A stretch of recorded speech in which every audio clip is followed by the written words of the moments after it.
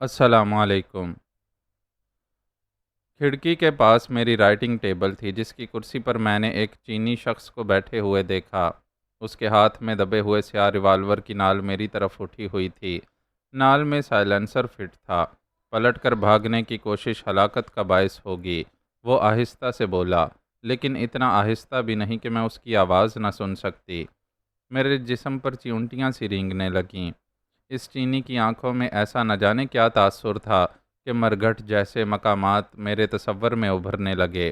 وہ چہرے سے بہت ذہین اور مضبوط قوت ارادی کا مالک محسوس ہوتا تھا۔ نقوش میں ایسی گھمبیرتا رچی بسی ہوئی تھی کہ اس کے چہرے پر مسکراہٹ بڑی مضحکہ خیز معلوم ہوئی۔ آنکھوں کی ویرانی میں شفاف فطرت کی پرچھائیاں محسوس کی جا سکتی تھیں۔ چوڑے جبڑے اس کے درندہ صفت ہونے کی غمازی کر رہے تھے۔ مجھے امید ہے کہ تمہیں ڈاکٹر فونگ کو اپنے کمرے میں دیکھ کر خوشی ہوئی ہوگی۔ وہ اس طرح رک رک کر بولا جیسے میرے چہرے پر اپنے ایک ایک لفظ کا تاثر دیکھنا چاہتا ہو۔ اوہ، تو یہ ڈاکٹر فونگ ہے، میں نے سوچا۔ خوب، میں مسکرائی۔ تو اب تم نے خود ہی زحمت کر ڈالی۔ خیر، تم کو یہاں دیکھ کر مجھے یقیناً خوشی ہوئی ہے۔ تم نے میری آمد کا مقصد نہیں پوچھا۔ فوری طور پر اس قسم کا سوال اصول میزبانی کے خلاف ہے، میں نے کہا اور مسکراتی ہوئی بڑے اطمینان سے بستر کی طرف بڑھی۔ فونگ کی آنکھیں میرے ساتھ ساتھ حرکت کر رہی تھیں۔ کائی چیک نے تمہیں بتا ہی دیا ہوگا کہ میرا تعلق کسی انٹیلیجنس سروس سے نہیں ہے، میں نے بستر پر بیٹھتے ہوئے کہا۔ میں نے کائی چیک کے اعلیٰ کار سے یہ بھی نہیں چھپایا تھا کہ میں نے ڈاکٹر فونگ کو کس طرح جانا ہے، لہٰذا اب تمہاری آمد میرے لیے تعجب خیز ہے۔ میں تمہیں صرف ایک بات سے باخبر کرنے آیا ہوں۔ کس بات سے؟ میں نے پلکیں جھپکائیں۔ یہ تمہاری زندگی کے آخری لمحات ہیں۔ یقیناً یہ میرے لیے ایک دلچسپ اطلاع ہے۔ میں پھر مسکرائی، گو کہ میرے لہجے میں تمسخر تھا، لیکن ڈاکٹر فونگ کے چہرے پر کوئی تغیر نہیں پیدا ہوا۔ ایسا معلوم ہوتا تھا جیسے وہ طنز و تشنیع قسم کی کسی چیز سے واقف ہی نہ ہو۔ وہ بدستور دھیمی آواز میں بولا، یہ بات تو مانی جا سکتی ہے کہ تم انٹیلیجنس سے تعلق نہیں رکھتی، لیکن میں یہ نہیں مان سکتا کہ تم زبیدہ کے ذریعے مجھ تک پہنچی تھیں۔ وہ میری اتنی معمولی کارکن تھی کہ اسے میرا نام بھی نہیں معلوم تھا۔ ڈاکٹر فونگ کی یہ بات غلط نہیں تھی۔ زبیدہ سے تو مجھے صرف وکٹر کا پتہ چلا تھا اور وکٹر کے ذریعے سے میں ڈاکٹر فونگ کو جان سکی تھی۔ ہو سکتا ہے کہ زبیدہ کو تمہارا پتہ چل گیا ہو، لیکن تم اس سے لا علم ہو، میں نے جواب دیا۔ ایسی باتوں سے لا علم رہنا ڈاکٹر فونگ نے نہیں سیکھا۔ بہتر ہوگا کہ تم مجھے بیوقوف بنانے کی کوشش نہ کرو۔ میں یہاں بیوقوف بننے نہیں آیا ہوں۔ لیکن آئے کیسے ہو؟ میں نے استجابیہ انداز میں پلکیں جھپکائیں۔ تم کو یہاں آتے ہوئے کسی نے نہیں دیکھا۔ میں دراصل ان باتوں میں وقت گزارنے کی کوشش کر رہی تھی۔ بستر پر بیٹھتے وقت میں نے انٹرکام کا بٹن دبا دیا تھا اور اب یہ بات طے تھی کہ اس کمرے میں ہونے والی ساری باتیں دوسرے کمروں میں بھی سنی جا رہی ہوں گی۔ گویا میری ملازماؤں کو اس بات کا علم ہو چکا تھا کہ میں کس قسم کی صورتحال سے دوچار ہوں۔ میں دیوار پھلانگ کر چمن میں وارد ہوا تھا، ڈاکٹر فونگ نے جواب دیا۔ وہ بڑی شستہ اردو بول رہا تھا۔ اس کمرے کی کھڑکی چمن کی طرف کھلی ہوئی تھی، اس لیے مجھے یہاں پہنچنے میں کوئی دقت نہیں ہوئی۔ مجھے طیارے کی آمد کا وقت معلوم تھا، لہٰذا مجھے زیادہ دیر تک انتظار بھی نہیں کرنا پڑا۔ اگر میرے ساتھی کمانڈر حق کو یہاں پر تمہاری موجودگی کا علم ہو جائے تو تم بچ کر نہیں جا سکو گے۔ تم بڑی بیوقوفانہ باتیں کر رہی ہو۔ کیا میں تم کو اتنی مہلت دوں گا کہ تم اپنے کسی ساتھی کو باخبر کر سکو؟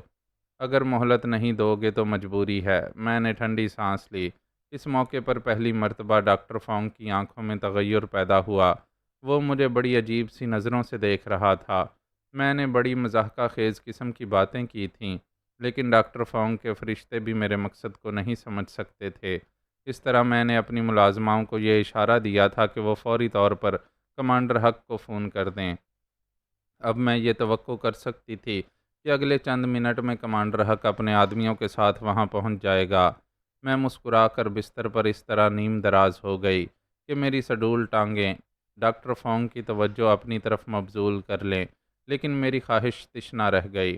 ڈاکٹر فونگ دوسری قسم کے آدمیوں میں سے تھا اس نے میری خوبصورت ٹانگوں پر اچٹتی ہوئی سی نظر بھی نہیں ڈالی۔ بہتر ہوگا کہ اب میں اپنا وقت ضائع نہ کروں، وہ زیر لب بڑبڑایا۔ ڈاکٹر فونگ، میں نے جلدی سے کہا، تمہیں یقین کیوں نہیں آتا کہ میں نے زبیدہ ہی کے ذریعے سے تمہیں جانا تھا؟ یہ بات کسی قیمت پر بھی نہیں مانی جا سکتی۔ بہتر ہوگا کہ تم حقیقت اگل دو، اسی صورت میں تمہیں زندہ چھوڑا جا سکتا ہے۔ لیکن میں جانتی تھی کہ وکٹر کا نام بتا کر میں اپنی یقینی موت کو دعوت دوں گی۔ ڈاکٹر فونگ جیسے لوگ کسی ایسے شخص کو زندہ نہیں چھوڑتے جو ان کے وجود سے واقف ہو گیا ہو۔ دوسرے یہ کہ میں وکٹر کا نام نہ بتا کر ڈاکٹر فونگ کو کچھ دیر تک روک سکتی تھی۔ مجھے بس چند منٹ گزارنا تھے، اس کے بعد کمانڈر حق وہاں پہنچ ہی جاتا۔ اچھا تو ایک سودا کر لو، میں نے بستر سے اٹھتے ہوئے سنجیدگی سے کہا۔ کیسا سودا؟ تم اپنے بارے میں کچھ بتاؤ، کیا جاننا چاہتی ہو؟ تمہارا مشن کیا ہے؟ فی الحال پاکستان اور چین کے تعلقات خراب کر دینا ہی میرا مشن ہے، لیکن میرے حلیف جو اس مشن میں مجھ سے تعاون کر رہے ہیں، ان کی خواہش ہے کہ پاکستان کو نیست و نابود کر دیا جائے۔ حیرت ہے کہ تم چینی ہو کر چین کے خلاف کام کر رہے ہو۔ چین سے میرا کوئی تعلق نہیں ہے، تو پھر تمہارا تعلق تائیوان سے ہوگا۔ تمہارا یہ خیال درست ہے۔ اور وہ لوگ کون ہیں جو تم سے تعاون کر رہے ہیں؟ یہ تو تمہیں خود ہی سمجھ لینا چاہیے۔ بھارت۔ ظاہر ہے پاک چین تعلقات کو خراب کر کے تائیوان کو کیا فائدہ ہوگا؟ اس سے مجھے کوئی غرض نہیں ہے، میں صرف اپنے ذاتی مفاد کے لیے کام کر رہا ہوں۔ محب وطن جیسے احکامانہ جراثیم مجھ میں قطعی نہیں ہیں، ڈاکٹر فونگ نے جواب دیا، اور پھر اچانک بولا، مجھے اعتراف ہے کہ میں نے تم جیسی عورت کبھی نہیں دیکھی۔ تم اس طرح پرسکون نظر آ رہی ہو جیسے میں یہاں خیر سگالی کے دورے پر آیا ہوں۔ میں نے اپنی تربیت کچھ ایسے ہی انداز میں کی ہے کہ ہر قسم کے حالات میں پرسکون رہ سکوں۔ اضطراب و انتشار سے کوئی فائدہ تو ہوتا نہیں۔ خیر، فونگ نے شانے جھٹکے، میں نے تمہیں سب کچھ بتا دیا۔ اب تم بتاؤ کہ میرے بارے میں تمہیں کیسے معلوم ہوا تھا؟ تم نے یہ تو بتایا ہی نہیں کہ پاک چین تعلقات خراب کرنے میں تمہارا کیا مفاد ہے؟ بس، ڈاکٹر فونگ یکلخت کھڑا ہو گیا، تم میرا خاصا وقت ضائع کر چکی ہو، اب میں یہاں ایک منٹ بھی نہیں رکنا چاہتا۔ اب بھی اگر تم نے زبان نہیں کھولی تو میں اس کے کھلنے کا انتظار بھی نہیں کروں گا۔ یہ بڑا نازک موقع تھا، لیکن اس خواہش کے باوجود کہ مجھے کچھ کہنا چاہیے میں کچھ کہہ نہ سکی۔ حقیقت یہ ہے کہ ڈاکٹر فونگ کے بفر جانے سے میں بوکھلا گئی تھی، لیکن میں نے اپنی بوکھلاہٹ کو ظاہر نہیں ہونے دیا۔ میں لیٹی رہی اور آہستہ سے بولی، میں ایک شرط پر بتا سکتی ہوں۔ میں اب تمہاری کوئی شرط سننے کے لیے بھی تیار نہیں ہوں۔ ڈاکٹر فونگ کے لہجے میں ہلکی سی غراہٹ پیدا ہو گئی۔ تب پھر بیکار ہے، میں نے مایوسانہ انداز میں کہا، کیونکہ اس صورت میں بھی موت ہی میرا مقدر بنے گی۔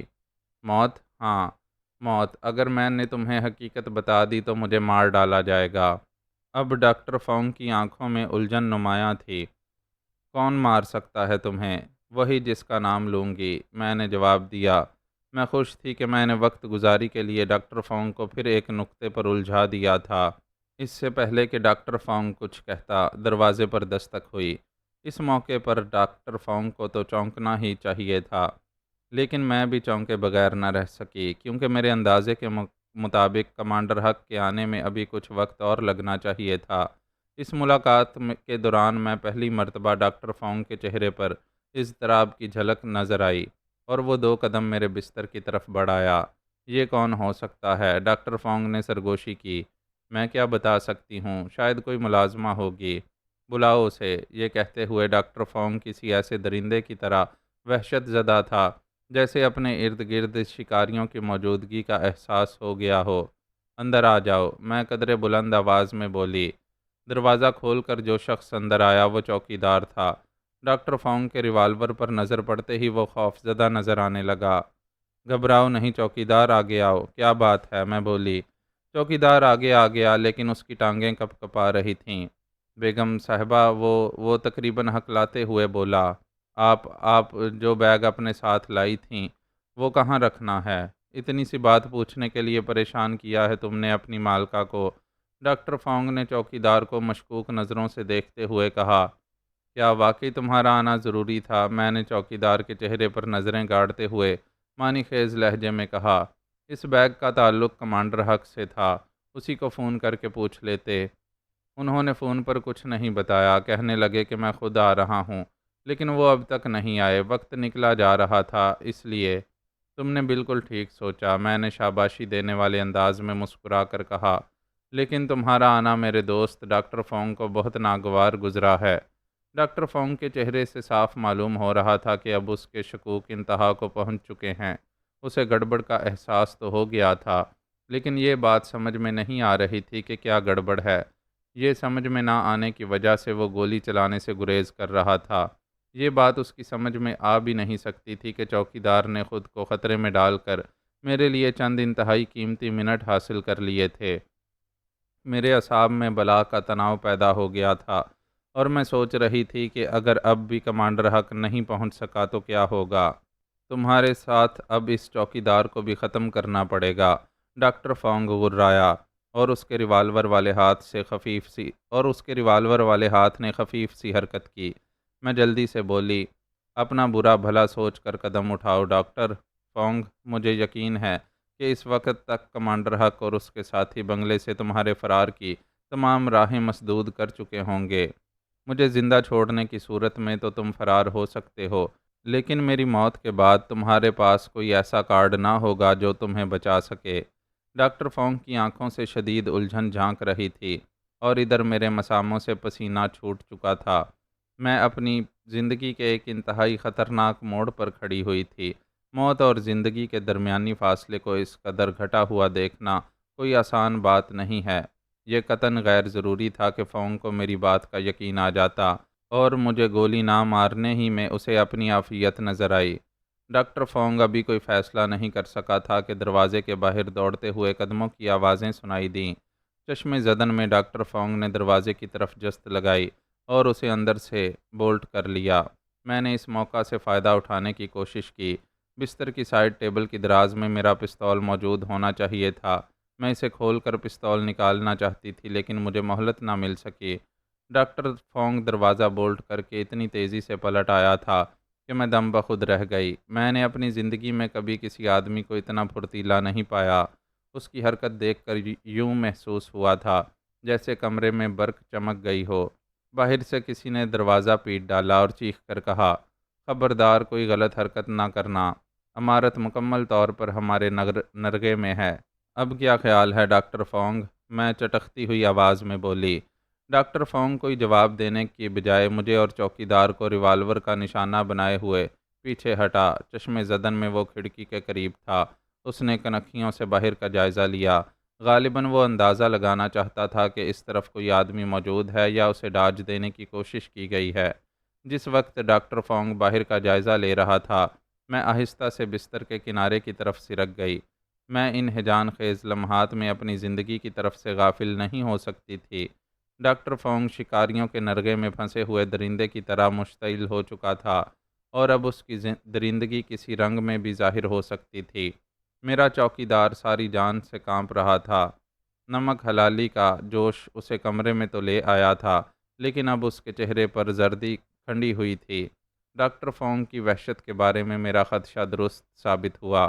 اس نے کھڑکی سے باہر کا جائزہ لینے کے بعد اچانک مجھ پر گولی چلا دی۔ میں اس کے ہاتھ کو سیدھا ہوتے دیکھ کر بستر سے پھسل گئی اور فرش پر گری۔ فونگ کی چلائی ہوئی گولی میرے شانے کو چھوتی ہوئی بستر کے سرہانے سے لگ کر دیوار میں جا گھسی۔ میں فرش پر بے حس و حرکت پڑی ہوئی تھی۔ جب میں نے چوکیدار کو اپنی طرف لپکتے دیکھا تو جلدی سے کھڑی ہو گئی۔ میری طرف چوکیدار کے لپکنے کا مطلب ہی یہ تھا کہ ڈاکٹر فونگ کمرے میں موجود نہیں ہے۔ غالباً اس نے کھڑکی سے باہر چھلانگ لگا دی تھی۔ اگر وہ کمرے میں موجود ہوتا تو چوکیدار میری طرف لپکنے کی بجائے فرش ہی پر پڑے رہنے کو ترجیح دیتا، جہاں شاید وہ گولی چلتے وقت گر پڑا تھا۔ میں کھڑکی کی طرف جھپٹی اور اسی وقت چمن کی طرف سے ڈاکٹر فونگ کی لرزا دینے والی چیخ سنائی دی۔ وہ بالکل ایسی چیخ تھی جیسے کسی نے اس کے نرخے پر چھری چلا دی ہو۔ چوکیدار خوابگاہ کا دروازہ کھولنے کے لیے لپکا، لیکن میں کھڑکی ہی سے چمن میں کود جانا چاہتی تھی۔ میں نے کھڑکی کی چوکھٹ پر ہاتھ رکھ دیے۔ جب میں اچکی تو میری پشت پر دروازہ کھلنے کی آواز ہوئی۔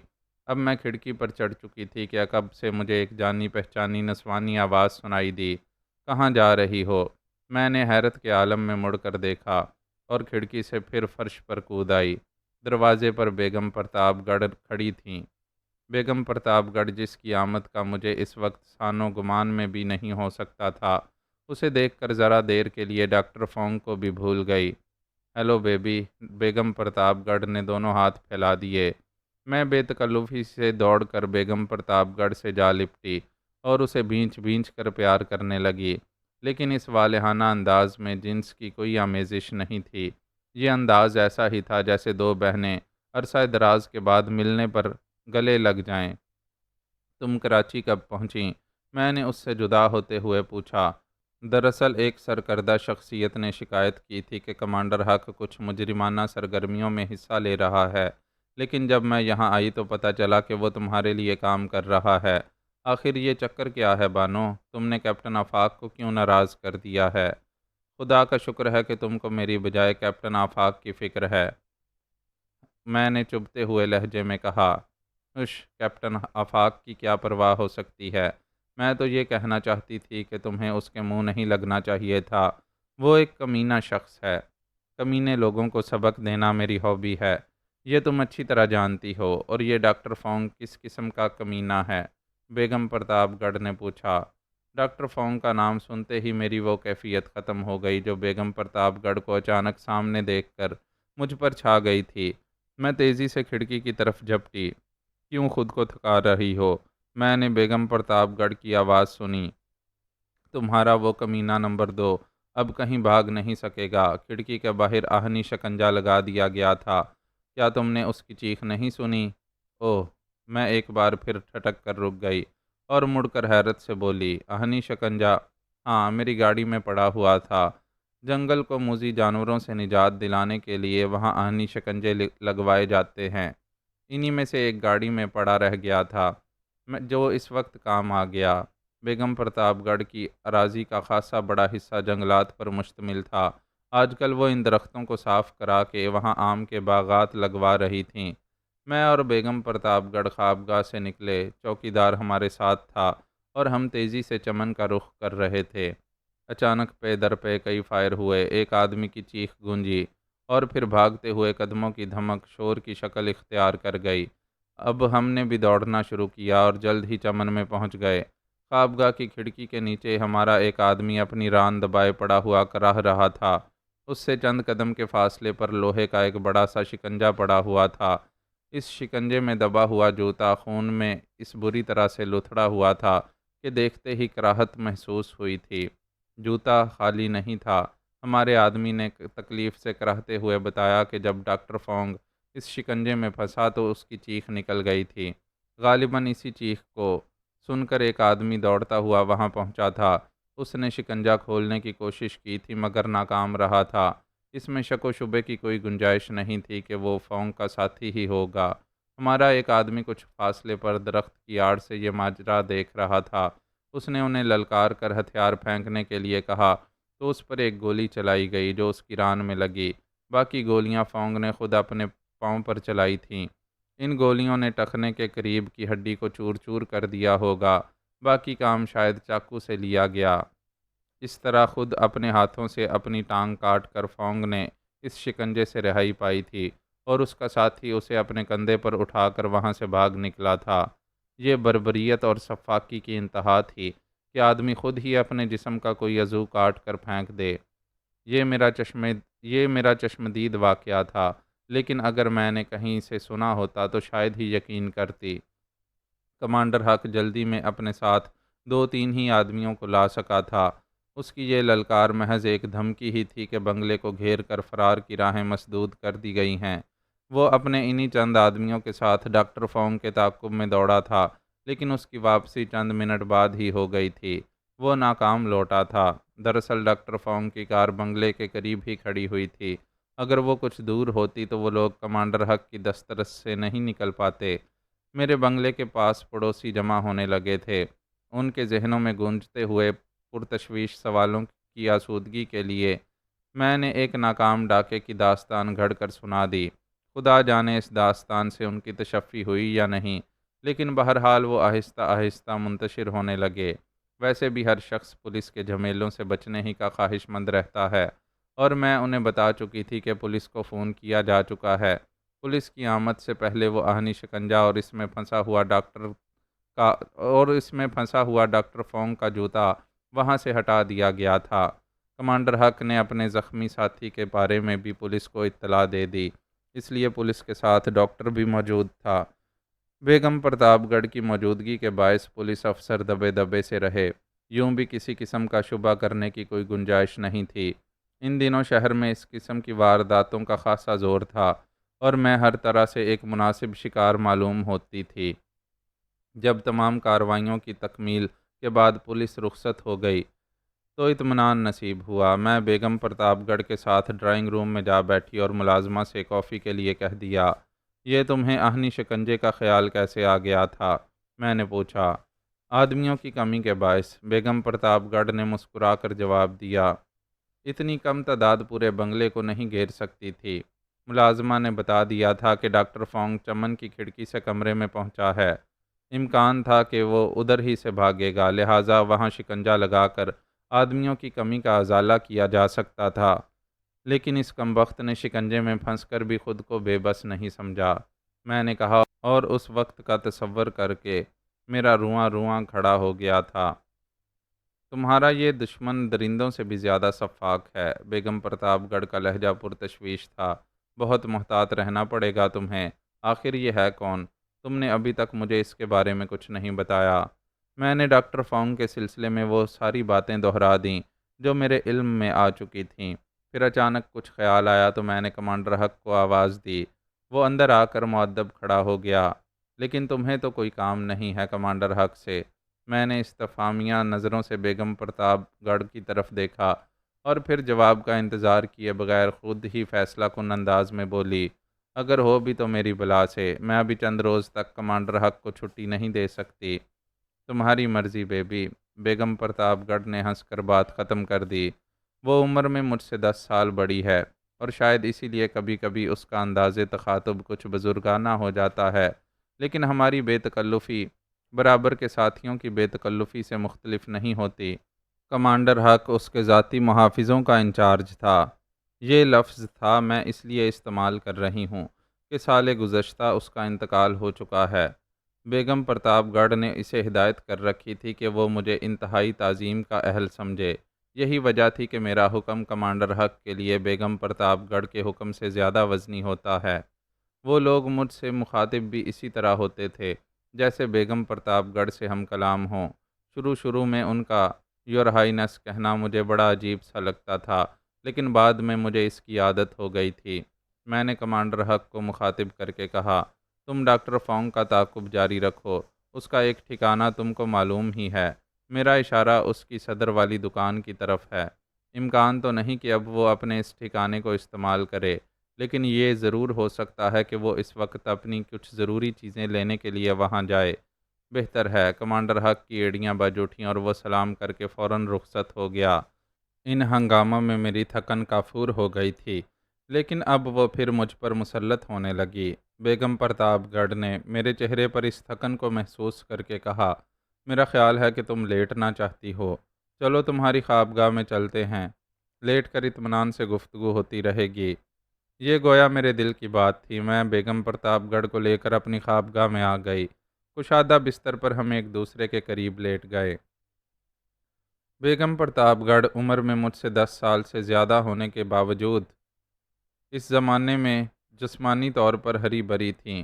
بہت سے مرد اس کی قربت کے تمنائی رہتے تھے، لیکن اس کی شخصیت میں ایک ایسا وقار اور دبدبہ تھا کہ بہت کم لوگ اس سے بے تکلف ہونے کی ہمت کر پاتے تھے۔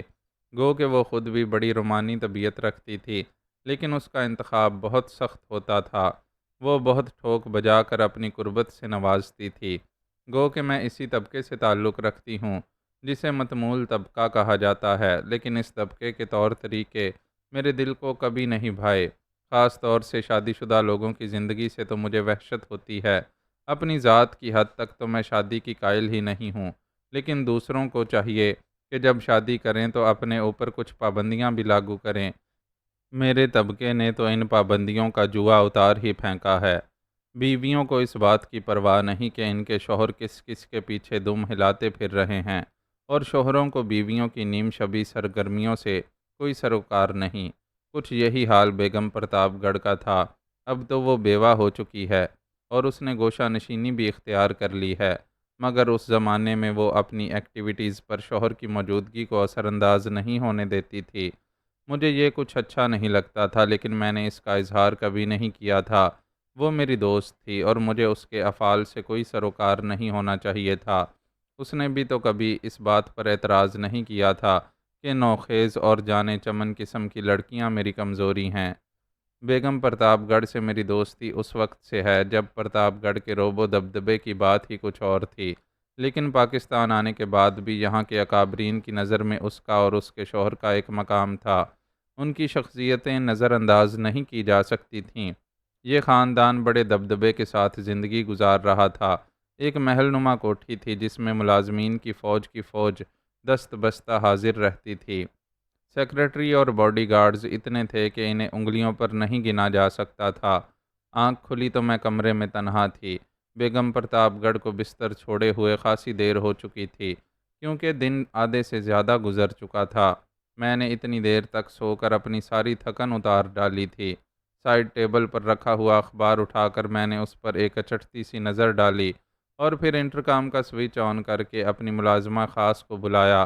وہ جلد ہی چائے کی ٹرالی دھکیلتی ہوئی کمرے میں آئی۔ ٹرالی کو بستر کے قریب روک کر وہ میرے لیے چائے بنانے لگی۔ میں اخبار پر نظر دوڑاتی ہوئی بولی، بیگم پرتاپ گڑھ کب گئی تھیں؟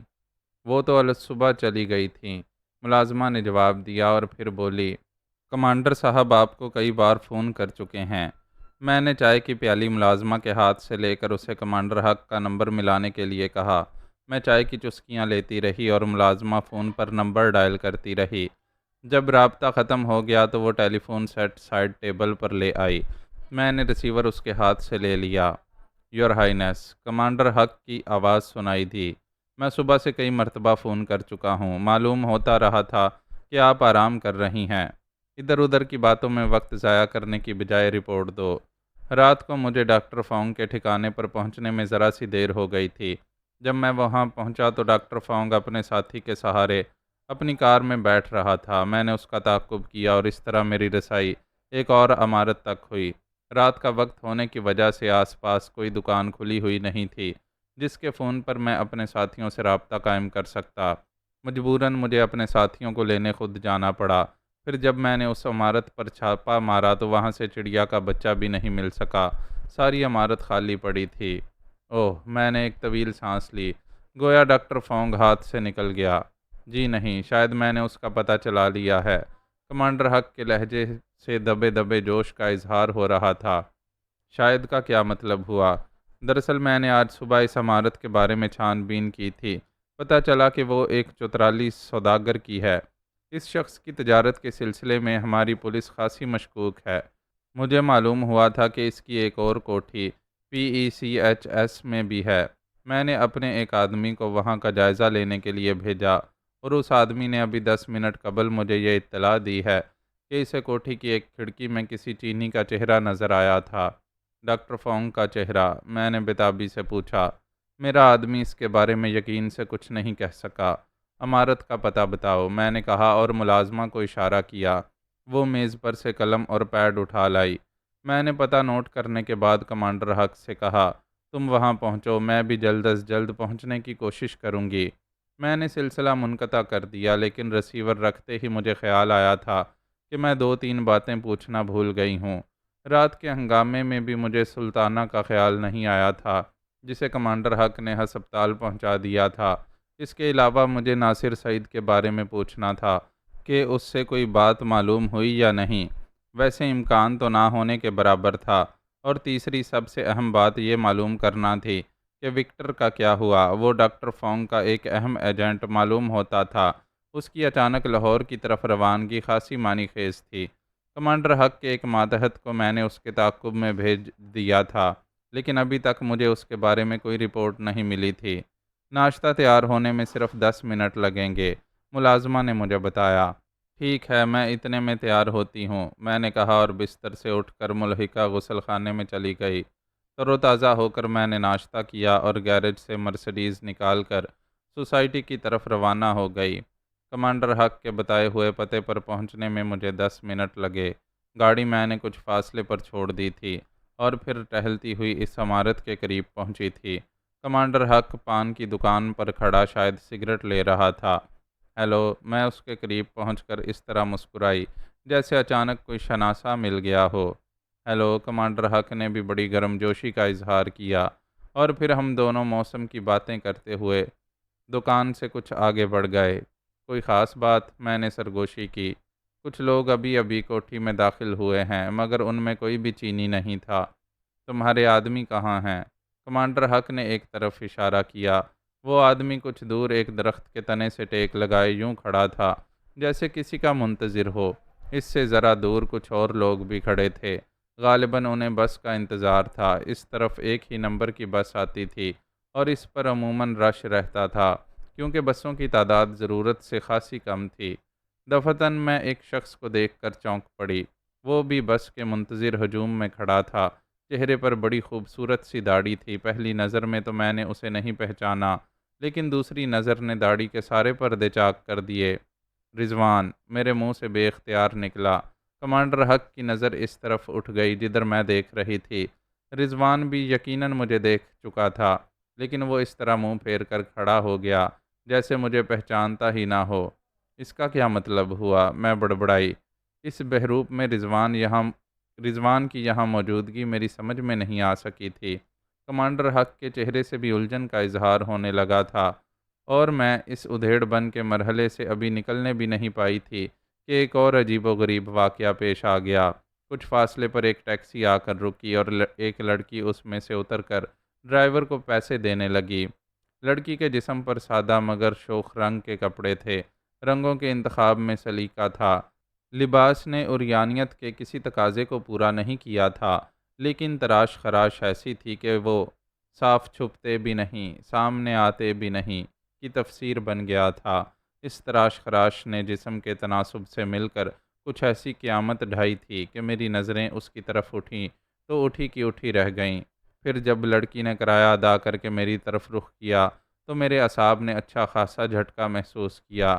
لڑکی چینی نسل سے تعلق رکھتی تھی، چہرہ بھی خاصا پرکشش تھا، اور یہ ایک غیر معمولی بات تھی۔ چینی لڑکیوں میں ایسے نقوش شاذ و نادر ہی پائے جاتے ہیں۔ موجودہ حالات میں ایک چینی لڑکی کا نظر آنا بلا شبہ ایک چونکا دینے والی بات تھی، لیکن میرے چونکنے کا ایک سبب اور بھی تھا۔ وہ لڑکی میرے لیے اجنبی نہیں تھی۔ لوگ اسے سوسن لی کے نام سے جانتے تھے۔ اصل نام تو کچھ اور ہی رہا ہوگا، لیکن اس نے اپنے گاہکوں کی آسانی کے لیے نام کا پہلا حصہ سوسن سے بدل لیا تھا۔ وہ ایک کال گرل تھی، لیکن وہ صرف ان لوگوں کو اپنا آپ سونپتی تھی جو بھاری قیمت ادا کرنے کے اہل تھے۔ کم گاہک زیادہ پیسہ، اس کا اصول تھا، اور اسی اصول کی بنا پر وہ اپنی تر و تازگی برقرار رکھ سکتی تھی، ورنہ مردوں کی بربریت کسی عورت کو اس قابل کہاں چھوڑتی ہے کہ وہ بظاہر لڑکی نظر آ سکے۔ سال ڈیڑھ سال پہلے میں نے اس کی گل بدنی میں اپنے ذوق کا سامان کیا تھا، اور آج اسے دیکھ کر میرے ذہن میں اس ملاقات کی مہک کچھ اس طرح پھیلی کہ میرے رگوں پہ میں سنسنی کی لہریں دوڑ گئی تھیں۔ میرا خیال تھا کہ وہ مجھے دیکھ کر تیر کی طرح میری طرف آئے گی، لیکن ایسا نہیں ہوا۔ اس نے مجھے دیکھا تو ضرور تھا، لیکن اجنبیوں کی طرح وہ میرے قریب سے ہو کر نکل گئی، اور میں نے الجھے ہوئے انداز میں اپنا نچلا ہونٹ دانتوں تلے دبا لیا۔ بات کچھ سمجھ میں نہیں آ سکی تھی۔ ہماری پہلی ملاقات کا انداز اتنا سرسری نہیں تھا کہ کوئی بھی فریق دوسرے کو بھلا سکتا۔ یہ نیا شوشہ ایسا تھا کہ رضوان کی موجودگی کے بارے میں جو الجھن پیدا ہوئی تھی وہ اس میں دب کر رہ گئی۔ میری نظریں سوسن پر لگی ہوئی تھیں۔ میں نے اسے ایک پتلی سی گلی میں داخل ہوتے دیکھا۔ میرے ذہن کی حالت کچھ ایسی ہو گئی تھی جیسے وہ کسی بھنور میں پھنس گیا ہو۔ میں کوئی فوری فیصلہ کرنے کے قابل نہیں رہ گئی تھی، لیکن اگر میں نے کوئی فیصلہ کر بھی لیا ہوتا تو اس پر عمل نہیں کر پاتی۔ گلی کی طرف سے ایک تیز چیخ سنائی دی تھی، نسوانی چیخ، اور شاید سوسن ہی کی تھی۔ میں بے تحاشا اس گلی کی طرف دوڑ پڑی۔ مجھے اپنے پیچھے بھی دوڑتے ہوئے قدموں کی آوازیں سنائی دے رہی تھیں۔ ظاہر ہے کہ وہ چیخ دوسروں نے بھی سنی ہوگی، اور میری طرح ان کا دوڑ پڑنا بھی ایک فطری عمل تھا۔ گلی میں سب سے پہلے میں ہی پہنچی۔ سوسن گلی کی دیوار سے ٹکی ہوئی تھی اور اس کے چہرے پر خوف کے آثار تھے، جبکہ گلی میں اس کے سوا کوئی بھی نہیں تھا۔ اس کی آنکھیں دہشت سے پھیلی ہوئی تھیں اور وہ کوڑے کے ایک ڈھیر کی طرف دیکھتی ہوئی ہسٹریائی انداز میں چیخے جا رہی تھی۔ میں نے آگے بڑھ کر اس کے کندھے پکڑے اور اسے زور سے جھنجھوڑتی ہوئی بولی، ہوش میں آؤ، کیا پاگل پن ہے؟ اس کی چیخوں میں یک لخت بریک لگ گئے۔ اس نے مجھے دیکھا اور پھر ایک ایسی غیر متوقع حرکت کی کہ میں خود کو بالکل احمق محسوس کرنے لگی۔ اس نے مجھے آنکھ مارتے ہوئے سرگوشی کی تھی، خدا کے لیے شناسائی کا اظہار مت کرنا۔ مجھے اس سے کچھ کہنے کی مہلت نہیں مل سکی، کیونکہ اب کچھ اور لوگ بھی دوڑتے ہوئے وہاں پہنچ گئے تھے۔ سوسن نے اچانک اپنا جسم ڈھیلا چھوڑ دیا اور میرے ہاتھوں میں یوں جھول گئی جیسے اچانک غش کھا گئی ہو۔ میں اس کا پر اصرار رویہ دیکھ چکی تھی، اس لیے سمجھ گئی کہ یہ محض اداکاری ہے، لیکن دوسروں کو اس کا شبہ بھی نہیں ہو سکتا تھا۔ سوسن کی اس حرکت میں بلا کی بے ساختگی تھی۔ کیا ہوا، کیا ہوا؟ لوگ مجھ سے اس طرح پوچھ رہے تھے جیسے میں وہاں پہلے سے موجود رہی ہوں۔ اسے غش آ گیا ہے، میں نے جواب دیا۔ جب اسے ہوش آ جائے تو پوچھ لیجئے گا، مگر پہلے راستہ دیجئے، یہاں تو اتنی بدبو ہے کہ شاید اسے زندگی بھر ہوش نہ آئے۔ لوگوں نے ہمارے گزرنے کے لیے راستہ چھوڑ دیا۔ اس وقت سوسن نے ایک جھرجھری سی لے کر آنکھیں کھولیں اور کمزور سی آواز میں بولی، سانپ، سانپ۔ لوگ بکھلا کر گلی میں نظریں دوڑانے لگے۔ کچھ تو گھبرا کر گلی سے باہر ہی نکل گئے تھے۔ گلی میں کئی جگہ کوڑے کرکٹ کا ڈھیر تھا، اس لیے وہ لوگ اس امکان کو نظر انداز نہیں کر سکتے تھے کہ کسی ڈھیر میں سے وہ سانپ نکل کر ان لوگوں پر حملہ کر دے۔ اس بھیڑ میں مجھے کمانڈر حق کہیں بھی دکھائی نہیں دیا۔ غالباً اس فرض شناس آدمی نے اپنی جگہ سے ہلنا غلط سمجھا تھا۔ میں سوسن کو سہارا دیے ہوئے گلی سے نکال لائی۔ مجھے کسی ڈاکٹر کے پاس لے چلیے، سوسن نے لرزتی ہوئی آواز میں کہا۔ میرا دل بے قابو ہوا جا رہا ہے، یہ خوفزدہ ہو گئی ہے۔ ایک بکرات بولے، انہیں واقعی طبی امداد کی ضرورت ہے۔ ایک صاحب نے ہاتھ کے اشارے سے ایک ٹیکسی بھی روک لی۔ میں سوسن کو لے کر ٹیکسی کی طرف بڑھی۔ ایک آدمی نے جلدی سے پچھلی سیٹ کا دروازہ کھول دیا۔ وہ کمانڈر حق کا آدمی تھا۔ 15 منٹ بعد فون گھر پر۔ میں زیر لب بڑبڑائی اور سوسن کو لے کر ٹیکسی کی پچھلی سیٹ پر بیٹھ گئی۔ مجھے یقین تھا کہ کمانڈر حق کے آدمی نے میری بڑبڑاہٹ سن لی ہوگی۔ ٹیکسی حرکت میں آ گئی۔ کہاں چلنا ہے خاتون؟ ڈرائیور کوئی مہذب شخص معلوم ہوتا تھا۔ بڑھتی ہوئی بے روزگاری کے اس زمانے میں اگر پڑھے لکھے لوگ ٹیکسی ڈرائیونگ کرنے لگے تھے تو یہ کوئی تعجب کی بات نہیں تھی۔ سوسن نے ٹیکسی میں بھی اپنی اداکاری ختم نہیں کی۔ ڈرائیور کو میں نے اپنے گھر کا پتہ بتا دیا۔ وہاں پہنچنے میں 10 منٹ لگے۔ پھاٹک پر میں نے ٹیکسی چھوڑ دی۔ اس کے جاتے ہی سوسن کی اداکاری بھی ختم ہو گئی، اور جب میں اس کا ہاتھ پکڑے احاطے میں داخل ہوئی تو اس نے کہا، اب آپ سوالات شروع کر دیں گی، لیکن میں چاہتی ہوں کہ اطمینان سے بیٹھ کر گفتگو ہو۔ میرا حلق خشک ہے۔ وہ مجھ سے اتنی بھیڑی ہوئی چل رہی تھی کہ ڈرائنگ روم تک پہنچتے پہنچتے اس کے گدرائے ہوئے بدن نے مجھے خاصا مخمور کر دیا۔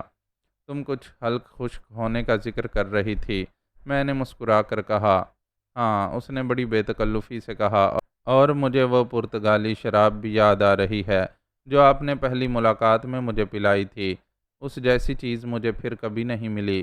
کیا وہ اب بھی ہے آپ کے پاس؟ میں اسے جواب نہیں دے پائی تھی کہ فون کی گھنٹی بجنے لگی۔ دوسری طرف کمانڈر حق ہی تھا۔ یور ہائنس، یہاں تو بھونچال آ گیا ہے، وہ تیزی سے کہہ رہا تھا۔ کوٹھی پر محکمہ آبکاری کے لوگوں نے چھاپا مارا ہے اور وہ مکینوں کو پکڑ پکڑ کر بند گاڑی میں بھر رہے ہیں۔ کیا وہ بھی پکڑا گیا؟ میں نے چونک کر پوچھا۔ Doctor Fong? میں اس کے بارے میں یقین سے نہیں کہہ سکتا۔ ریڈ ابھی جاری ہے اور ابھی وہ اس عمارت میں ہوگا تو یقیناً پکڑا جائے گا۔ تم نگرانی جاری رکھو اور جیسے ہی اس کے بارے میں کوئی حتمی بات معلوم ہو مجھے اطلاع دینا بہتر ہے۔ ریسیور رکھتے وقت میں نے محسوس کیا کہ عجلت کا بوجھ میرے ذہن سے ہٹ چکا ہے۔ پہلے تو میں یہی چاہتی تھی کہ سوسن سے پوچھ گچھ کرنے کے بعد جلد از جلد پھر اس عمارت تک پہنچ جاؤں، لیکن اب اس کی ضرورت باقی نہیں رہی تھی۔ تو تم وہ پرتگالی شراب پینا چاہتی ہو؟ میں سوسن کی طرف متوجہ ہو کر مسکرائی۔ ہاں، تو پھر اٹھو۔ میں ڈرائنگ روم میں بیٹھ کر تو نہ خود پیتی ہوں اور نہ کسی کو پلاتی ہوں۔ سوسن نے اٹھنے میں اتنی عجلت کی تھی کہ مجھے ہنسی آ گئی۔ میں اسے لے کر خوابگاہ میں آئی۔ کپ بورڈ سے پرتگالی شراب کی بوتل نکال کر 2 جام بنائے، ایک اسے دیا اور دوسرا اپنے ہونٹوں سے لگا لیا۔ سوسن پہلا جام تو ایک ہی سانس میں خالی کر گئی، اور پھر دوسرا جام اس نے اپنے ہاتھوں سے بنایا۔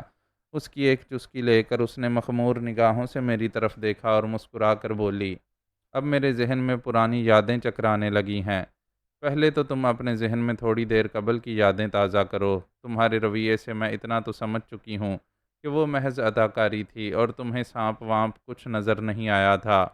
آپ ٹھیک سمجھی ہیں، سوسن نے سنجیدہ ہوتے ہوئے کہا۔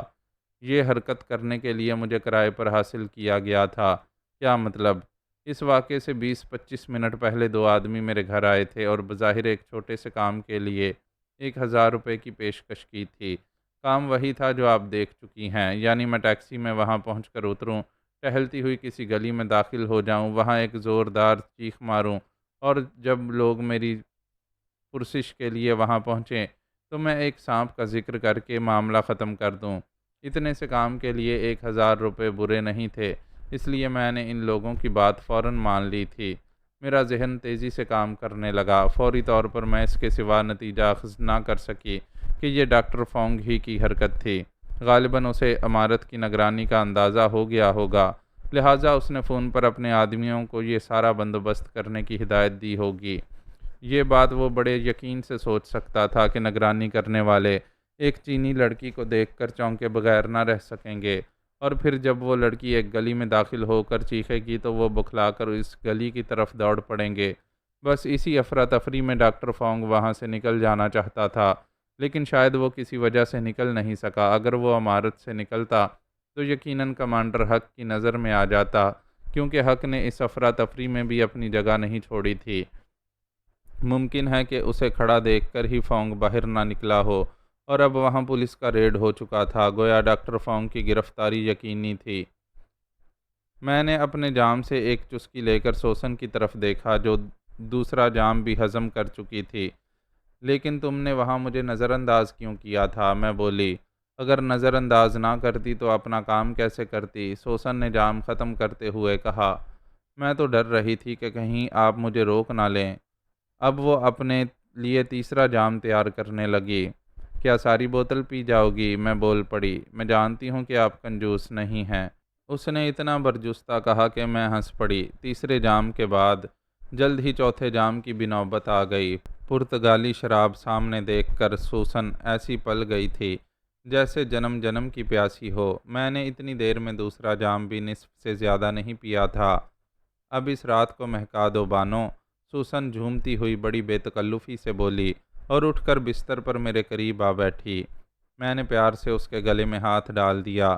دن کی روشنی میں تمہیں رات کہاں دکھائی دے گی؟ کیا یہ رات نہیں ہے؟ اس نے آنکھیں پھاڑ پھاڑ کر چاروں طرف دیکھتے ہوئے کہا۔ اگر یہ رات نہیں ہے تو پھر آپ مجھے دکھائی کیسے دے رہی ہیں؟ دن میں تو کچھ دکھائی نہیں دیتا۔ تیز پرتگالی شراب اس کے ذہن پر اپنا تسلط قائم کر چکی تھی۔ میں نے ہنس کر اپنے جام کا آخری گھونٹ لیا اور پھر اس کے ہاتھ سے جام لے کر سائڈ ٹیبل پر رکھ دیا۔ اس نے کوئی تعارض نہیں کیا۔ اب وہ کسی بھی معاملے میں تعارض کرنے کے موڈ میں نہیں تھی۔ میں نے ایک جھٹکے سے اس کو اپنی گود میں گرا لیا اور اس کے شراب سے بھیگے ہوئے ہونٹوں کی نمی اپنے ہونٹوں میں جذب کرنے لگی۔ سوسن کے ہاتھ میرے بدن کا طواف کر رہے تھے۔ 1.5 سال پہلے کی طرح وہ آج بھی بہت پرجوش تھی۔ میرے وجود میں خوابیدہ دیوانگی کو اس نے جھنجھوڑ کر بیدار کیا۔ بانو، اس نے میرے ہونٹوں میں کہا۔ ہاں صنم۔ میں نے اسے اپنے بازوؤں کے حصار میں کس لیا۔ آج تو تم مجھے بالکل توڑ پھوڑ کر رکھ دو، وہ بدبدائی۔ میں نے ہنس کر اس کے گدرائے ہوئے بازو میں بڑے زور سے چٹکی لی اور وہ ایک سسکاری لے کر پیوستے جاں ہونے لگی۔ میری زندگی مختلف النوع تجربات سے آشنا ہوتی رہی ہے، اور دنیا کے مختلف خطوں کے شباب کی سرشوریاں میرے جذبات کے ساحل سے ٹکرا ٹکرا کر آسودہ ہوتی اور مجھے آسودہ کرتی رہی ہیں، لیکن چینی شباب میں مجھے جو کیف و سرور حاصل ہوا وہ الفاظ کا مرہون منت نہیں بن سکتا، وہ صرف محسوس کرنے کی بات ہے۔ پھولوں کے سے گداز اور چٹانوں کی سی سختی کے اس امتزاج کو بیان نہیں کیا جا سکتا۔ سوسن تو ان خصوصیات سے مزین ہونے کے ساتھ ساتھ کسی متموج سمندر کی بل کھاتی ہوئی البیلی لہر تھی۔ وہ لہر کسی مست ناگن کی طرح میرے گرد لپٹتی چلی گئی۔ سمندر کے اضطراب نے اس ناگن کی پھنکاروں کو ذریعہ اظہار بنایا اور میرے جذبات کی ناؤ اس میں ہچکولے کھانے لگی۔ ضبط کا یارہ نہ رہا، پتوار ہاتھوں سے چھوٹ گئے۔ ایسے طوفان میں تو ڈوب جانے ہی کو جی چاہتا ہے۔ میں اس لہر کی لپیٹ میں اس طرح آئی کہ اس کے ساتھ سمندر میں دور تک چلی گئی، اتنی دور کہ بالآخر میرا سانس اکھڑ گیا۔ اس لہر نے مجھے لے جا کر ایک ایسے ساحل پر پٹخا تھا جہاں پھیلے ہوئے خوابناک سکوت میں صرف ہوا کی سنسناہٹ سنائی دے رہی تھی اور کوئی ہولے ہولے تھپک رہا تھا کہ بس اب سو جاؤ۔ میں سو ہی جاتی، لیکن دروازے پر ہونے والی دستک نے مجھے چونکا دیا۔ میری آنکھوں کے بوجھل پپوٹے نے بمشکل حرکت کی۔ میں منہ بناتی ہوئی اٹھی اور جھنجھلائے ہوئے انداز میں چیخی، کون ہے؟ جواب میں مجھے باہر سے اپنی ملازمہ کی آواز سنائی دی۔ اس نے اپنا نام بتایا تھا۔ اس کا لہجہ ایسا تھا جیسے وہ اس دخل اندازی پر نادم تو تھی، لیکن کسی خاص کام کی وجہ سے اسے اس دخل اندازی پر مجبور ہونا پڑا تھا۔ میں زیر لب بڑبڑاتی ہوئی اپنے لباس کی طرف متوجہ ہوئی۔ کون ہے بانو؟ سوسن آنکھیں بند کیے بدبدائی، اور پھر اس نے جواب کا انتظار کیے بغیر دوسری طرف کروٹ لے لی۔ میں اس پر چادر ڈال کر دروازے کی طرف بڑھی۔ کیا بات ہے؟ میں دروازہ کھول کر ملازمہ کو گھورنے لگی۔ جی وہ، اس نے گھبرا کر نظریں جھکا لیں۔ ایک شخص آپ سے ملنے آیا ہے۔ کون ہے؟ نام تو اس نے نہیں بتایا۔ اسے ٹالنے کی کوشش کی گئی تھی، لیکن وہ زبردستی اندر گھس آیا۔ اب ڈرائنگ روم میں بیٹھا ہے اور آپ کو بلا رہا ہے۔ میری پیشانی پر بل پڑ گئے۔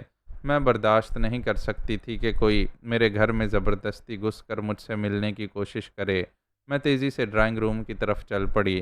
ملازمہ میرے پیچھے پیچھے تھی۔ ڈرائنگ روم میں داخل ہوتے ہی میری جلاہٹ کچھ اور بڑھ گئی، کیونکہ میں نے اپنے اس زبردستی کے مہمان کو پہچان لیا تھا۔ یہ انداز اختیار کرنے کی کیا ضرورت تھی؟ میں غسیلی آواز میں بولی، بہتر ہوگا کہ ہم تنہائی میں گفتگو کریں۔ رضوان نے اپنی نکلی داڑھی پر ہاتھ پھیرتے ہوئے انگریزی میں کہا۔ میں نے مڑ کر اپنی ملازمہ کی طرف دیکھا اور اسے چلا جانے کا حکم دیا۔ پھر میں آگے بڑھتی ہوئی بولی، اب بولو، تنہائی سے تمہیں کیا فائدہ اٹھانا ہے؟ میں تمہاری پارسائی کی لاج رکھنا چاہتا تھا، رضوان نے بڑے تلخ لہجے میں کہا۔ کیا فائدہ کہ ملازمائیں بھی تمہاری شخصیت کے گھناؤنے پہلوؤں سے واقف ہو جائیں؟ تمہارا دماغ تو درست ہے۔ مجھے سچ مچ غصہ آنے لگا۔ میں سوچ بھی نہیں سکتا تھا کہ تم ملک دشمن بھی ثابت ہوگی۔ رضوان ایک جھٹکا سا لے کر کھڑا ہو گیا۔ چونکہ میرے دل میں تمہارے لیے ایک جگہ رہی ہے، لہٰذا میں تمہیں یہ وارننگ دینے آیا ہوں کہ تم اپنی راہیں بدل لو۔ میں منہ پھاڑ کر اس کی طرف دیکھتی رہ گئی۔ حیرت اور غصے نے میری ذہنی حالت کو کچھ عجیب سا کر دیا تھا۔ میں جو کچھ کہنا چاہتی تھی اسے کہنے سے قاصر رہی، اور رضوان نے پھر بولنا شروع کر دیا۔ میں تمہارے بارے میں خاصی تحقیقات کر چکا ہوں۔ کمانڈر حق وغیرہ بیگم پرتاپ گڑھ کے ملازمین ہیں، اور ایک عوامی حلقے میں بیگم پرتاپ گڑھ کے بارے میں خاصے شکوک پائے جاتے ہیں۔ پرتاپ گڑھ پر قبضہ کرنے کے بعد ہندوستان نے پرتاپ گڑھ کے نواب کو اتنی دولت سمیٹ کر پاکستان نہیں آنے دیا ہوگا کہ یہ خاندان یہاں بھی لارڈز کی سی زندگی گزار سکے، اور برسہ برس گزرنے کے بعد بھی اس دولت میں کوئی کمی نہ آئے۔ ان حالات میں لوگوں کا یہ سوچنا برحق ہے کہ کچھ خفیہ ذرائع آمدنی ضرور ہوں گے۔ اگر تم نے بک بک بند نہیں کی تو میں تمہیں اٹھا کر باہر پھینک دوں گی۔ میرا اشتعال سچ مچ بڑھ گیا تھا۔ اب میں تمہارے روب میں آنے والا نہیں ہوں بانو جی، رضوان نے مجھے تیکھی نظروں سے دیکھتے ہوئے کہا۔ میں تم سے صرف اسی وقت تک ڈرتا تھا جب تک میرے دل میں تمہارے خلاف کوئی جذبہ نہیں تھا۔ میں تمہیں بتا دوں کہ میری جیب میں ریوالور موجود ہے۔ اگر تم نے میرے قریب آنے کی کوشش کی تو وہ ریوالور جیب سے نکل کر میرے ہاتھ میں بھی آ سکتا ہے۔ جیسا کہ میں نے کہا، میری ذہنی حالت بڑی عجیب سی تھی۔ غالباً یہ اس بھول عجبی ہی کا نتیجہ تھا کہ اچانک میرا اشتعال جھاگ کی طرح بیٹھتا چلا گیا اور حیرت کے عناصر اس پر غالب آ گئے۔ رضوان نے وقفہ دے کر پھر بولنا شروع کیا۔ بانو جی، کمانڈر حق سے تمہارے رابطے کا مطلب اس کے سوا کیا ہو سکتا ہے کہ تم بھی بیگم پرتاپ گڑھ کے پراسرار گینگ سے تعلق رکھتی ہو۔ آج میں نے اپنا خاصا وقت کمانڈر حق کی نگرانی کرتے ہوئے گزارا ہے۔ اسی کا تعاقب کر کے میں PECH ایس کی اس عمارت تک پہنچا تھا۔ وہ عمارت سمگلروں کی اڈہ تھی اور پولیس کو کافی دن سے اس پر شبہ تھا۔ آج شاید اس عمارت میں سمگلروں کی کوئی خاص میٹنگ تھی۔ جب میں وہاں پہنچا تو رفیق شاہ اس عمارت میں داخل ہو رہا تھا۔ رفیق شاہ جو ایک بدنام ترین سمگلر ہے اور پولیس والے گزشتہ 2 ماہ سے اس کا وارنٹ جیب میں ڈالے گھوم رہے تھے۔ کچھ ہی دیر بعد تم بھی وہاں پہنچ گئی تھی، لیکن یہ میری سمجھ میں اب تک نہیں آ سکا کہ تم لوگ اس عمارت کے گرد کیوں منڈلا رہے تھے۔ رضوان نے ایک لمحے کے لیے سوالیہ نظروں سے میری طرف دیکھا اور پھر آہستہ سے بولا، شاید تمہارے اور رفیق شاہ کے گروہوں میں کچھ اختلاف ہو گیا ہو۔ کیوں؟ میں نے اتنی دیر میں اپنی حیرت پر بھی قابو پا لیا اور پرسکون ہو کر رضوان کی ذہنی کیفیت کو جانچنے کی کوشش کر رہی تھی۔ جب اس نے دوسری مرتبہ سوالیہ انداز میں میری طرف دیکھا تو میں آہستہ سے بولی، کیا میں تمہیں ٹھنڈے پانی کا ایک گلاس پیش کروں؟ اس سنجیدہ مسئلے کو مذاق میں اڑانے کی کوشش بے سود ہوگی بانو، رضوان نے بڑے گمبھیر لہجے میں کہا۔ یوں سمجھ لو کہ رضوان اب تمہارے پیچھے لگ چکا ہے اور تمہاری شخصیت کے جو گوشے ڈھکے چھپے رہ گئے ہیں وہ بھی جلد ہی سامنے آ جائیں گے۔ میں تمہیں چاہتا ضرور ہوں، لیکن اس حد تک بھی نہیں کہ میرے ضمیر کے تقاضے اس چاہت کے بوجھ سے دب جائیں۔ تمہاری ہم جنس پرستی کا جرم تو میں نظر انداز کر سکتا ہوں، لیکن ملک دشمنی کسی قیمت پر بھی برداشت نہیں کی جا سکتی۔ ایک طویل سانس لے کر میں چند قدم آگے بڑھی اور ایک صوفے پر بیٹھ گئی۔ اب اس میں کوئی شک و شبہ نہیں رہا تھا کہ رضوان کو میرے بارے میں کچھ غلط فہمیاں ہو گئی تھیں۔ کاش تم ایسی نہ ہوتی۔ رضوان کے لہجے میں بڑا کرب تھا۔ اس عمارت پر پولیس کے ریڈ کا سبب کیا تھا؟ میں نے شبے کے تحت کہا۔ رفیق شاہ کو پہچاننے کے بعد میں نے ہی اس کی اطلاع پولیس کو دی تھی۔ رضوان نے میرے شبہے کی تصدیق کی۔ ٹھیک ہے، میں نے سر ہلایا۔ پھر اب تمہارا کیا پروگرام ہے؟ رضوان نے کچھ کہنے کے لیے منہ کھولا اور پھر بند کر لیا۔ وہ اس وقت بے حد جذباتی ہوا جا رہا تھا۔ اس نے دانت پر دانت جما لیا اور آہستہ آہستہ چلتا ہوا شوکیس کے قریب پہنچا۔ وہاں ایک گدیلا سٹول پڑا ہوا تھا۔ وہ اس پر بیٹھ گیا۔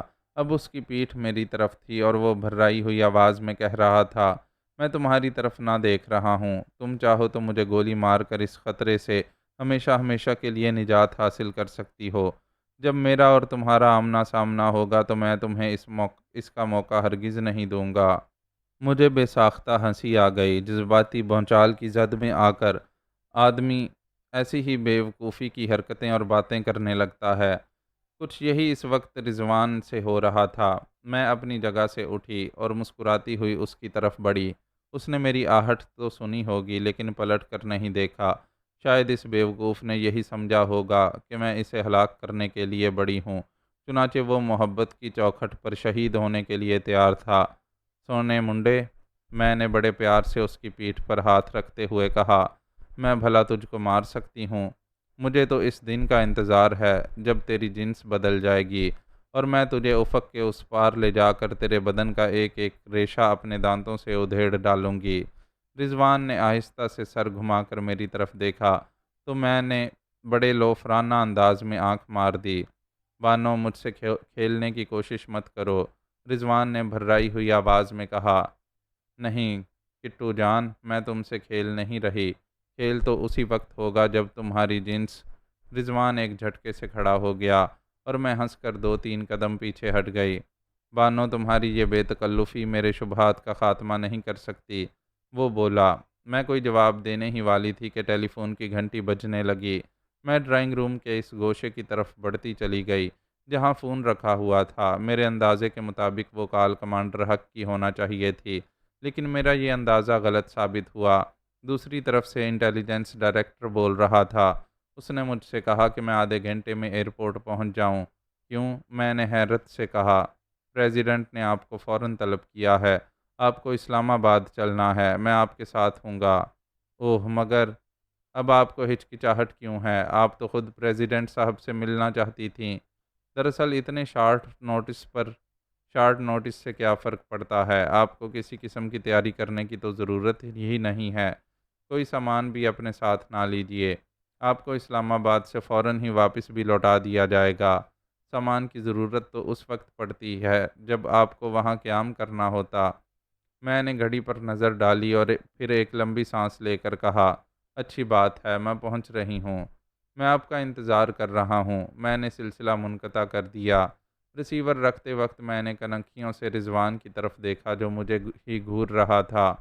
اب تم جا کر اپنی داڑھی صاف کرو، میں نے مسکرا کر کہا، کل تم سے پھر ملاقات ہوگی، فی الحال تو میں اسلام آباد جا رہی ہوں۔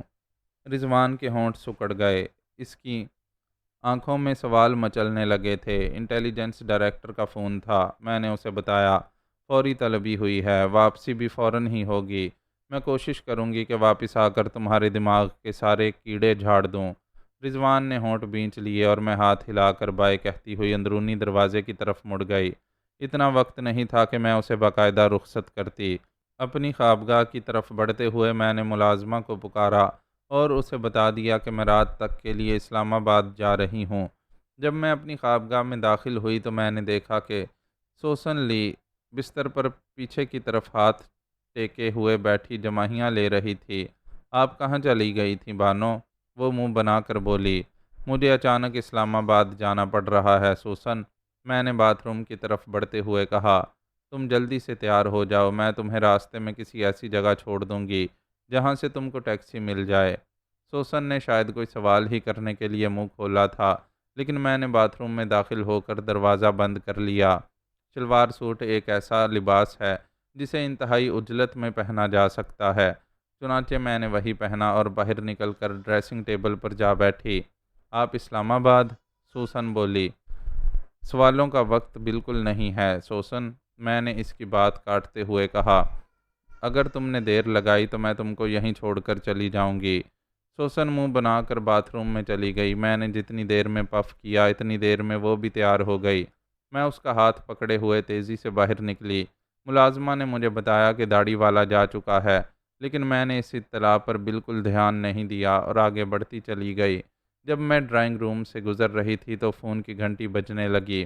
ایک لمحے کے لیے تو میرے جی میں آئی کہ اسے نظر انداز کر دوں، لیکن اس خیال نے مجھے رکنے پر مجبور کر دیا کہ شاید انٹیلیجنس ڈائریکٹر ہی کا فون ہو، پروگرام میں اچانک کوئی تبدیلی بھی تو ہو سکتی ہے۔ لیکن جب میں نے ریسیور اٹھایا تو دوسری طرف سے کمانڈر حق کی آواز تھی۔ میں نے کہا، تمہیں جو کچھ بھی کہنا ہے جلد از جلد کہہ ڈالو، میرے پاس وقت بالکل نہیں ہے۔ میں آپ کو صرف یہ اطلاع دینا چاہتا ہوں کہ فونگ گرفتار نہیں ہوا۔ اوہ، کیا وہ بھاگ نکلا؟ میں نے جلدی سے پوچھا۔ جی نہیں، اسے بھاگنے کا تو موقع ہی نہیں مل سکتا تھا، تو پھر غالباً وہ اس عمارت میں ہی تھا ہی نہیں۔ یہ تم یقین سے کیسے کہہ سکتے ہو؟ اگر وہ وہاں ہوتا تو پولیس اسے کیوں چھوڑتی؟ ممکن ہے وہ اس وقت بھاگ نکلا ہو جب وہاں افراتفری مچی تھی۔ ناممکن ہے یور ہائنس، کمانڈر حق نے بڑے اعتماد سے کہا۔ میں نے اس افراتفری پر بالکل دھیان نہیں دیا تھا۔ میں اپنی جگہ سے ہلا بھی نہیں تھا۔ میری نظریں عمارت کے دروازے پر رہی تھیں۔ کوئی اور راستہ بھی تو ہو سکتا ہے۔ میرے آدمی عمارت کے چاروں طرف موجود تھے اور انہوں نے اس عرصے میں کسی کو بھی وہاں سے نکلتے ہوئے نہیں دیکھا تھا۔ یہ جواب ملتے ہی سوسن لی کا کردار ایک سوالیہ نشان کی صورت میں میری نظروں کے سامنے کھڑا ہو گیا۔ اچھا سنو، میں جلدی سے بولی، میں اس وقت اسلام آباد جا رہی ہوں، اپنی گاڑی ہی میں ایئرپورٹ جاؤں گی۔ تم کچھ ایسا انتظام کر دینا کہ گاڑی واپس میرے گھر پہنچ جائے۔ بہت بہتر، لیکن چابی گاڑی ہی میں چھوڑ دیجیے گا۔ وہ تو ظاہر ہے، میں نے کہہ کر سلسلہ منقطع کر دیا۔ سوسن لی کی شخصیت اب میری نظر میں انتہائی مشکوک ہو چکی تھی۔ اس نے جو واقعہ سنایا تھا اور وہ دھواں بن کر میرے ذہن سے اڑنے لگا، بنیاد کے بغیر کچھ بھی قائم نہیں رہ سکتا، اور اس واقعہ کی بنیاد کہیں نظر نہیں آ رہی تھی۔ جب ڈاکٹر فونگ اس عمارت میں تھا ہی نہیں تو پھر سوسن لی کے اس ڈرامے کا مقصد اس کے سوا کچھ نہیں رہ جاتا کہ اس طرح دراصل مجھ کو سوسن لی کے قریب لانے کی کوشش کی گئی تھی، اور اس کوشش کا مقصد فی الحال کسی واضح صورت میں سامنے نہیں تھا۔ اس دھندلے سے خاکے میں غور و فکر کا رنگ بھرنے کی ضرورت تھی، لیکن میرے پاس فوری طور پر اتنا وقت نہیں تھا۔ میں سوسن لی کو باہر لے کر نکلی اور مرسڈیز میں بیٹھ کر روانہ ہو گئی۔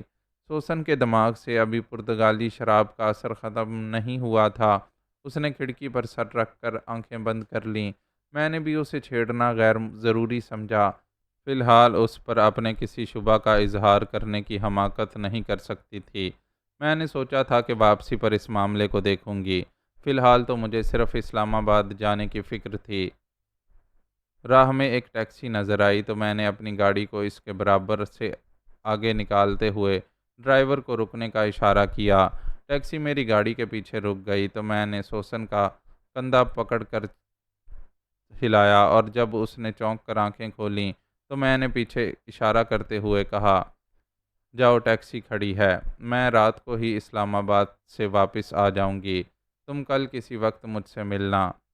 اچھا کہتے ہوئے سوسن نے جماہی لی اور گاڑی سے اتر کر شاید نشے ہی کی جھونک میں بڑی زور سے دروازہ بند کیا۔ میں ہونٹ بھینچ کر مرسڈیز کو حرکت میں لے آئی۔ جب میں ایئرپورٹ پہنچی تو 10 منٹ لیٹ تھی، لیکن طیارے کی روانگی میں ابھی 15 منٹ باقی تھے۔ انٹیلیجنس ڈائریکٹر اکیلا ہی میرا منتظر تھا۔ وہ مجھے ساتھ لے کر طیارے کی طرف بڑھتا ہوا بولا، آپ خوش قسمت ہیں، کسی عام آدمی کو اتنی جلدی پریزیڈنٹ تک رسائی حاصل نہیں ہوتی۔ شاید آپ مجھے عام آدمیوں میں شمار کر کے غلطی کر رہے ہیں، میں نے مسکرا کر کہا۔ انٹیلیجنس ڈائریکٹر ٹھنڈی سانس لے کر چپ ہو گیا۔ میری خود اعتمادی اسے خاصا بور کر دیتی تھی۔ ہمارے سوار ہونے کے 5 منٹ بعد ہی طیارے نے زمین چھوڑ دی۔ یہ دیکھ کر میرا جی بہت خوش ہوا تھا کہ میرے آس پاس 2-3 خوبصورت اور سڈول لڑکیاں موجود تھیں۔ ایسے چہرے نظر کے سامنے ہوں تو سفر بوجھل نہیں ہونے پاتا۔ میں نے ان میں سے ایک لڑکی کو اپنی طرف متوجہ بھی کر لیا اور سارا سفر اس سے باتیں کرتے ہوئے گزار دیا۔ انٹیلیجنس ڈائریکٹر بے چینی سے پہلو بدلتا رہا تھا۔ اسے میری اس حرکت سے خاصی بوریت ہوئی تھی، لیکن وہ دخل در معقولات کر کے اپنے بے تہذیب ہونے کا ثبوت نہیں دینا چاہتا تھا۔